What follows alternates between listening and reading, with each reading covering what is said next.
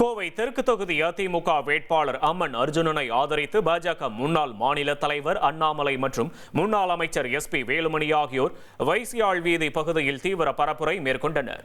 அப்போது பேசிய SP வேலுமணி, கரூரிலிருந்து கோவைக்கு வந்துள்ள செந்தில் பாலாஜியை வீழ்த்தி மண்ணின் மைந்தரான அம்மன் அர்ஜுனனை இரட்டை இலை சின்னத்தில் வெற்றி பெற செய்ய வேண்டும் என கேட்டுக்கொண்டார்.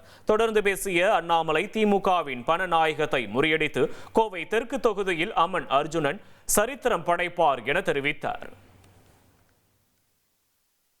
சிறப்புமிக்க வெற்றி செய்திய மே 4ஆம் தேதி நாம் கேட்க வேண்டும் என்றால், ஏப்ரல் 23ஆம் தேதி கோயம்புத்தூர் தெற்கு தொகுதியுடைய வாக்காளர் பெருமக்களே, உங்களுடைய வாக்கெல்லாம் அண்ணன் எடப்பாடி பழனிசாமி அவர்கள் மே 4க்கு பிறகு முதலமைச்சராக வர வேண்டும் என்கின்ற வாக்கு கொடுங்க.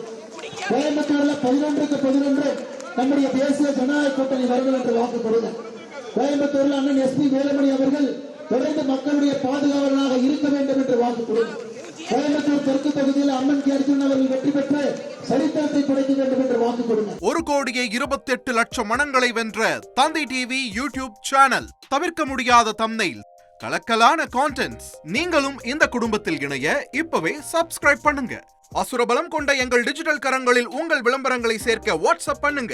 8939888838. Email advtthanditv@dttv.in.